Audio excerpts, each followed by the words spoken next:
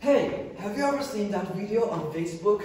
The one with the hashtag BLM? Sure, we've discussed that issue in today's civics class, and our teacher even mentioned the hidden racial discrimination in Taiwan. Really? There are racial discrimination in Taiwan? I didn't notice that. You too, stop bothering me.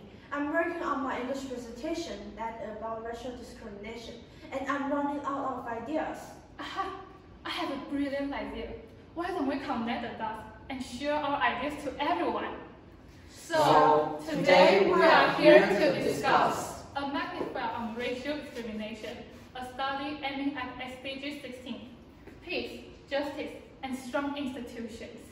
Before we start, we'd like to give you an overview of the presentation. We will put forward our motivation and background, present the research questions, as well as explain our research methods. We will discuss our findings afterwards, and finally, we will consider what steps could be taken to reduce racial discrimination. First of all, we decided to study this topic for 3 reasons. First, we've received education on civics and history classes in which we learn about the origin of racial discrimination and Taiwan's own issue. Second, during English presentation classes, we were asked about to combine the Sustainable Development Goals with our daily input. And the very start of our motivation is that we have frequently seen or read about incidents of racism from worldwide current affairs. In certain movies, we have seen that African Americans working hard to prove themselves despite being treated unfairly. In recent years, the most well-known discrimination case was the murder of George Floyd, who was suffocated because the police suspected him of using a fake $20 bill. Such brutality was strongly condemned online. In turn, black profile images with the Black Lives Matter hashtag on social media went viral. Furthermore, there are Black Lives Matter demonstrations, so more people have become aware of this problem and therefore looking for ways to address it. These incidents prompted us to raise our research questions. First, why does racial discrimination occur? Second, is there still a problem of racial discrimination in Taiwan? Third, how to eliminate racial discrimination in Taiwan? So how do we probe into these issues and explore our research findings? We adopted 2 research methods. First, we collect information from books and the internet to understand this long-standing issue. Then, we interview foreign workers to further understand the aspects towards racial discrimination in Taiwan. In a society rife with discrimination, division, mistrust, intolerance, and hatred, we are all losers. And here are 4 possible outcomes of racial discrimination. If minorities are unable to express their grievances, such ethnic silence can lead to even more severe conflicts. The majority may be influenced by the social atmosphere of racial discrimination and thus become cognitively biased. The discriminated individuals may suffer from suicidal thoughts and anxiety, deriving reduced sense of self-worth. Worst of all, discrimination can lead to deprivation. The deprived will be unable to fully participate in civic life. To show you that racial discrimination matters, we will now examine 2 charts regarding the unemployment rate in the United States and the occupational injury rate in Taiwan.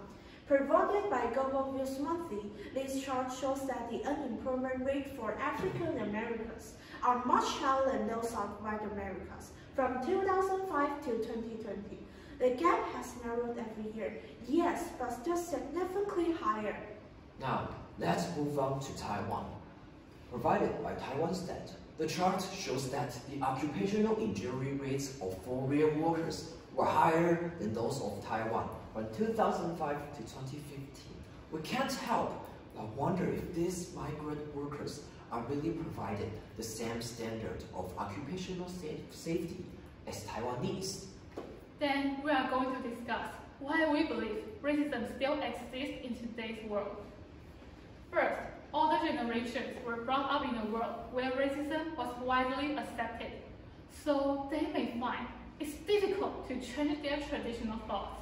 Second, we perform personal perceptions if our families or friends have surrounded us with racist remarks. Third, we often put labels on people. He dresses like this, so he must be into this music. She goes to that school, so she must be rich. In the same way, we often stereotype people from different racial backgrounds, which leads to discrimination. Last, in the community, people who look or talk differently to us are easy targets. When we feel angry or frustrated, we often blame our problems on them. In this part, we will proceed with 3 solutions between the nations. Civil Rights Act of the United States is a landmark, which outlaws discriminatory conduct and makes sure people are fairly treated. And this act also marks the end of Jim Crow Act, which had tolerated reasonable discrimination.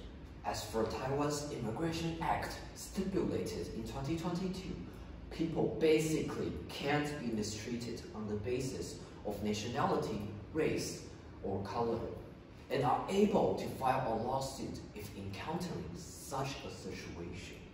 The United Nations put forward the International Convention on the Elimination of all forms of racial discrimination, a convention that requires its member states to eliminate racial discrimination and promote understanding among all races with means necessary.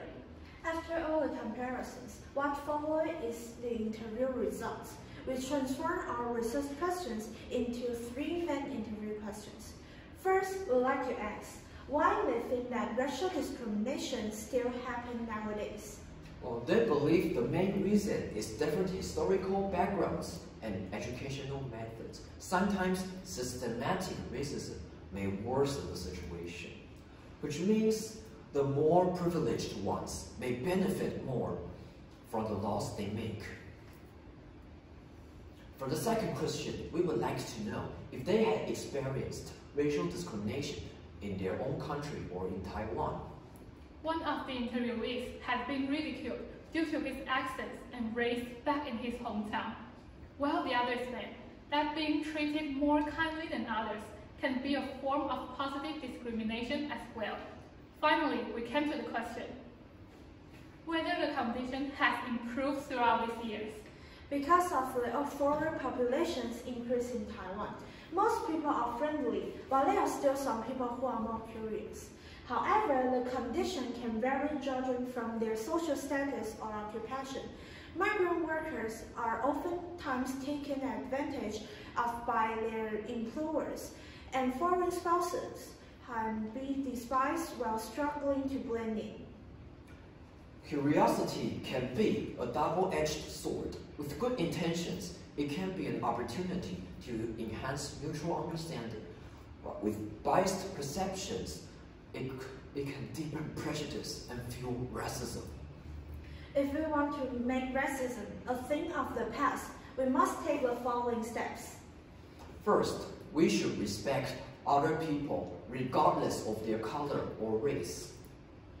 We should promote understanding and admiration among different ethnic groups through action plans. Second, government should address the problem of racism aggressively and implement policies that punish racist behavior. We should always side with people who embrace pluralism.